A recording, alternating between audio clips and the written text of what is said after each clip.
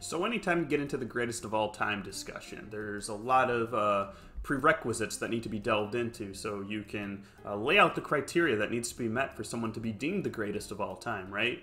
In-ring ability, promo ability, longevity, the ability to draw. These are all things that can make that discussion very tiresome because it's very subjective. Everybody's going to have a different greatest of all time because we hold these different aspects that make a GOAT differently in different regard. Like for me personally, in-ring ability is weighted a lot higher than maybe ability to draw or a promo ability. That's why my greatest of all time is probably Shawn Michaels, because that's just that's how my scale is weighted, right?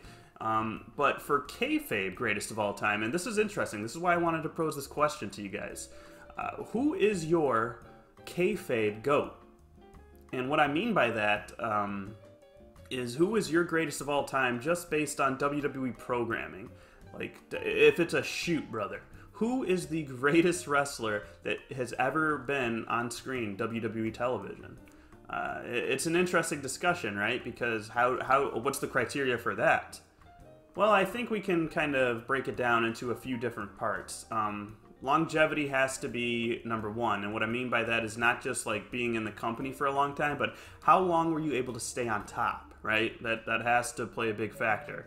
WrestleMania victories, I think, have to be a big thing because WrestleMania is like the Super Bowl of professional wrestling, like in this kayfabe world, and it just is in reality as well, right? WrestleMania, the granddaddy of them all. I mean, what other cliche do I need to say about it, right? But not only your WrestleMania victories, but who did you beat at WrestleMania? I think that has to play a factor as well. So I take that into consideration, and then of course we got to take into account just your win-loss record. Right? Because if we're treating this like a shoot, then wins and losses have to matter. Okay? So I don't know who the kayfabe GOAT is. That's why we're having this discussion. But I'm going to give out some names here that I think deserve to be in the conversation, and then I want you guys in the comments to kind of throw some names back at me, and we can kind of brainstorm together and kind of figure this thing out. So I have to mention Hulk Hogan right away, right? I mean, he had like 7 straight years where he never lost clean. So if we're treating this like a shoot, Hulk Hogan was about as close to unbeatable as you can get, right? His reign was so long, and I know we're going just by WWE, I said at the beginning of the video, but he also went to another company too and had a great reign on the other side of the spectrum as a heel. And he was dominant there as well. So Hulk Hogan definitely deserves to be in the conversation. He's at the top of my list. I don't know if I'd put him number one, but he's a name that definitely has to be brought up, right? Especially when you consider that he came back in 2002 and was still pretty darn good. He still had some good matches. He still went over some big names, and he had an undisputed title reign. Forgot about that, right? Hulk Hogan came back and won the WWE Championship. So definitely the Hulkster deserves to be in the conversation, no doubt about it.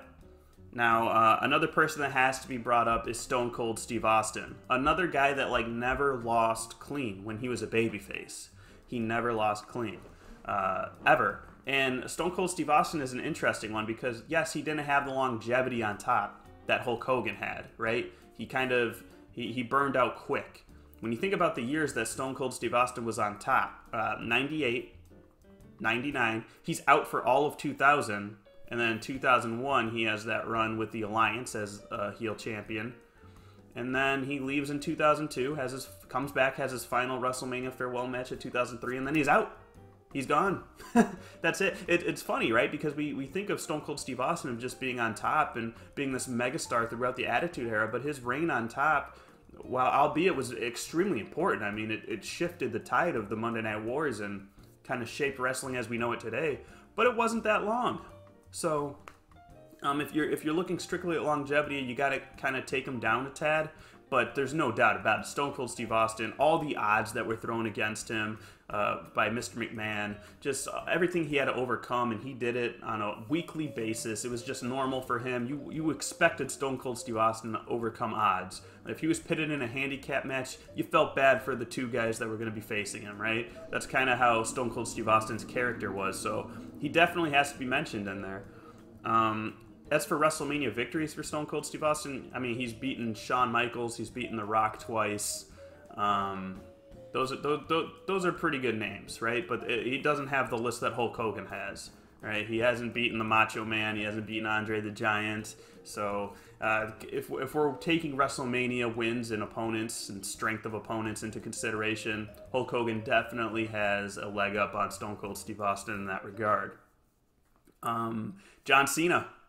John Cena definitely has to be mentioned because Ric Flair is a 16-time world champion, officially recognized by WWE, of course. I mean, Ric Flair would tell you himself the number's probably in the 20s.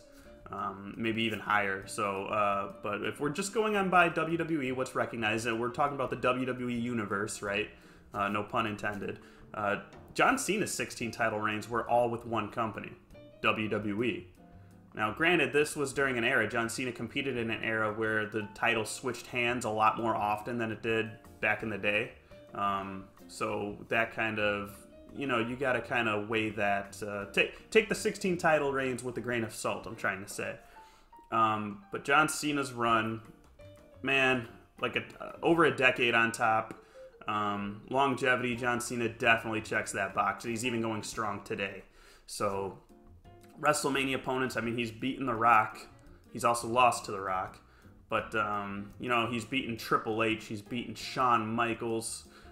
Just the list goes on and on for the accomplishments, excuse me, that John Cena has had at WrestleMania in particular. But just the big names that he's beaten as well. He's beaten Brock Lesnar.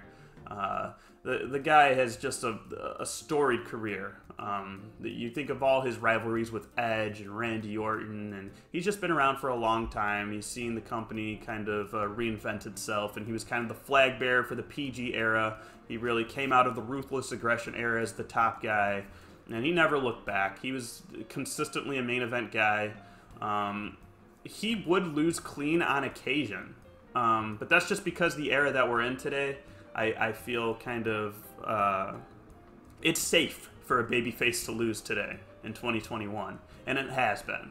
It's safe for a babyface to submit today, which that would never have been the case back in the day. You would have never seen Hulk Hogan tap out, you know what I mean, back in the day when he in the 80s when he was a top babyface. So, but yeah, John Cena definitely has to be in the discussion. I think there's no doubt about it. Is he number one? I'm not sure that I would put him number one, but just based on his longevity, his ability to stay on top, he definitely has to be in the discussion. I think Triple H is another guy that has to be in the discussion, and some people may not like that, but if we're talking just kayfabe, I mean, think about everything that Triple H has done. I mean, he's been a European champion, Intercontinental champion, WWE champion, World Heavyweight champion, King of the Ring, Royal Rumble winner.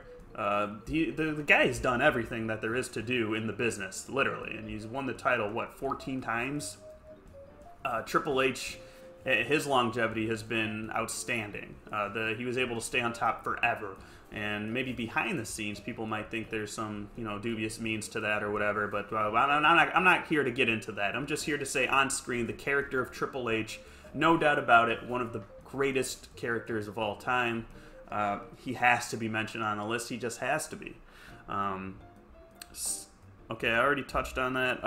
Brock Lesnar. Brock Lesnar has to be in the conversation, especially after the second run. You think about, like, the great rookie years, and that's another video I want to do at some point, like the greatest rookie years of all time. Brock Lesnar has to be near the top of the list, him and Kurt Angle, right? Brock Lesnar's rookie year was insane. You think about his first run, and why it was so meaningful when he came back.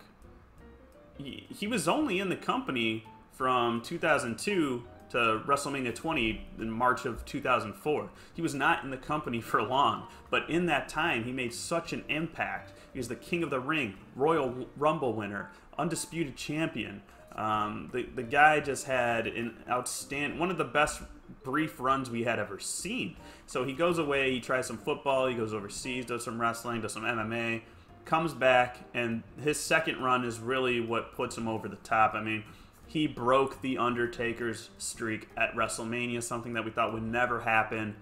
He dominated John Cena at SummerSlam, started Suplex City, and just went on a tear, right? I mean, the the list of names that the man's beaten. He's beaten Goldberg. He's beaten Roman Reigns multiple times. Like I said, John Cena.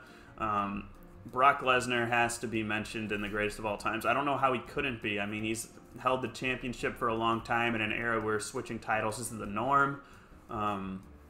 Yeah, Brock Lesnar has to be mentioned in the discussion. I would also throw Goldberg in there, just because I know this is a WWE list, but Goldberg had that run. He came in 2003, didn't really lose clean at all, and now today he's in his 50s and he's still going strong. He's always booked very strongly. He was able to take Brock Lesnar by surprise and defeat him, win the Universal title, and he beat the Fiend Bray Wyatt for the championship. So Goldberg is, and that's in his 50s, I'm trying to say. So take that into consideration. I think he has to be kind of mentioned in the conversation as being like an unbeatable guy. Of course, we all know about his undefeated streak in WCW. He comes over to the WWE and is still dominant. So Goldberg, I think, has to be mentioned as well. Now, here's a very interesting name. I want to know how you guys feel about this. The Rock, right? Okay, so who are the greatest wrestlers of all time? You know, like we mentioned Hulk Hogan, Stone Cold Steve Austin, John Cena. If you had to make a WWE Mount Rushmore, right? You put Hogan, Austin, Cena on there. Well, one guy has victories over all three of those names at WrestleMania, and that's The Rock, the great one. So his run was a little bit. He has an interesting run, right? Because it's very brief like Austin's, but he made quite an impact in that time, and he comes in and out, right? He goes to Hollywood, he comes back, and he's always a big deal every single time. But I think The Rock has to be mentioned in there. You got to put him right there next to Austin. He very rarely lost clean as well. He's the great one. I mean, the people's champ, The Rock. He was on top from 99, 2000, 2001, 2002. That's a good 4-year reign, right? And then his heel run in 2003, I think, was spectacular. He finally got that victory over Stone Cold Steve Austin. The Rock, I think, for sure deserves to be mentioned in there. And then lastly, I just wanted to mention The Undertaker as well, right? I mean, 21 consecutive victories at WrestleMania. He's been on top forever. Longevity, he checks the box. WrestleMania victories, he checks the box. Strength of WrestleMania opponents, he checks the box. I mean, he's beaten CM Punk, Triple H multiple times, Shawn Michaels multiple times, Nature Boy Ric Flair. I mean, the man is, what can be said about The Undertaker that hasn't already been said, right? But those are my names that I think deserve to be in the discussion. But I'm curious, did I leave anyone out? Well, what are some other guys that you think deserve to be mentioned in the greatest of all time list? And who could you see getting there at some point in the future? I mean, Roman Reigns certainly has built up quite an impressive resume. You think about his WrestleMania victories and what he's been able to accomplish and how long he's been able to stay on top now. I mean, time's going by very quickly. He's already been on top for, as I'm making this video, he's been on top for like 6 years. He's been the top guy in WWE. So, and I don't see that changing anytime soon unless he wants it to be. Like if he decides to leave and go to Hollywood or something. But yeah, talk to me, guys. Let's figure this out. Who is the greatest kayfabe wrestler of all time? It's an interesting question, isn't it? But yeah, thanks for watching as always, guys. Make sure you do all the YouTube stuff for me. Do the like and subscribe, yada, yada, yada. I also have a new Discord, so I got a link to the Discord in the description if any of you guys want to pop in and talk about some wrestling with me there. But as always, guys, thank you, and until next time.